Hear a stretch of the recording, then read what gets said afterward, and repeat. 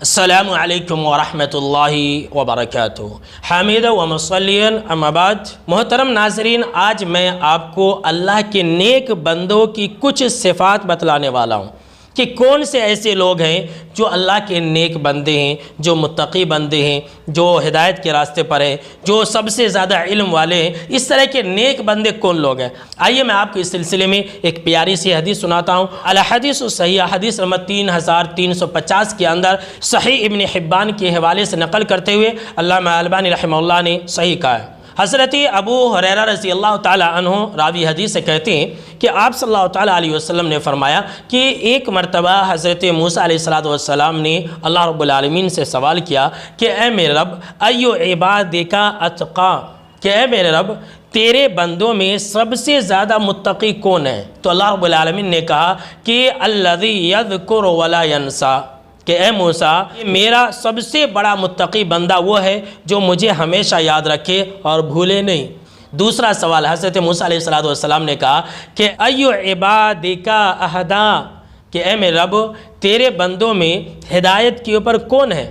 تو اللہ رب العالمین نے جواب دیا کہ الذی یتبع الہدی، کہ اے موسیٰ میرے بندوں میں ہدایت کے اوپر وہی لوگ قائم ہیں جو قرآن کی پیروی کرے، جو حدیث کی پیروی کرے۔ تیسرا سوال حضرت موسیٰ علیہ السلام نے کہا اے میرے رب تیرے بندوں میں سب سے زیادہ اور سب سے بہترین منصف کون ہے؟ تو اللہ رب العالمین نے کہا کہ اے موسیٰ میرے بندوں میں سب سے بہترین منصف اور سب سے بہترین انصاف کرنے والا وہ بندہ ہے جو لوگوں کے درمیان میں ٹھیک اسی طرح سے فیصلہ کرے جس طرح سے وہ انسان اپنی ذات کے لیے فیصلہ کرتا ہے۔ چوتھا سوال حضرت موسیٰ علیہ السلام نے کہا کہ اے میرے رب تیرے بندوں میں سب سے زیادہ علم والا کون ہے؟ تو اللہ رب العالمین نے کہا کہ اے موسیٰ میرے بندوں میں سب سے زیادہ علم والا وہ بندہ ہے جو علم کی ہمیشہ سیر کرتا رہتا ہے، جو ہمیشہ علم سیکھتے رہتا ہے، علم سیکھنے سے کبھی تھکتا نہیں ہے، کبھی اکتاتا نہیں ہے۔ پانچواں سوال حضرت موسیٰ علیہ السلام نے کیا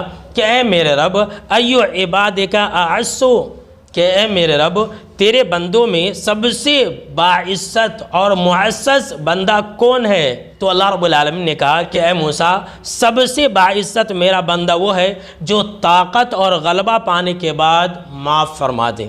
چھٹا سوال حضرت موسیٰ علیہ السلام نے کیا اے میرے رب تیرے بندوں میں سب سے زیادہ مالدار تیرا بندہ کون سا ہے؟ تو اللہ رب العالمین نے کہا کہ اے موسیٰ میرا سب سے زیادہ مالدار بندہ وہ ہے جو اپنے تقسیم پر راضی ہو جائے۔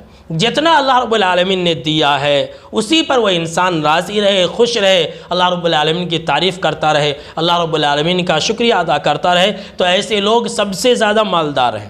ساتویں اور آخری سوال حضرت موسیٰ علیہ السلام نے اللہ رب العالمین سے یہ کیا کہ اے میرے رب تو مجھے یہ بھی بتا دے کہ تیرا سب سے زیادہ فقیر بندہ کون سا ہے؟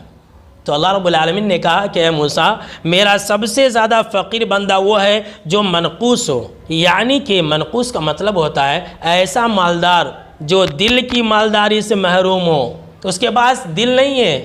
اللہ اکبر، ایسے بہت سارے لوگ ہیں جن کے پاس بے شمار مال و دولت ہوتا ہے لیکن ان کے پاس غریب رشتہ داروں کو دینے کے لیے دل نہیں ہوتا ہے، اور بہت سارے ایسے مالدار بھی ہیں الحمدللہ جو غریبوں کو، فقیروں کو، محتاجوں کو دل کھول کر کے دیتے بھی ہیں۔ ایسے بھی بہت سارے لوگ ہیں۔ جانتے ہیں آخر میں آپ صلی اللہ تعالیٰ علیہ وسلم نے فرمایا کہ مالداری مال سے نہیں ہوتی ہے، اصل مالداری تو دل سے ہوتی ہے۔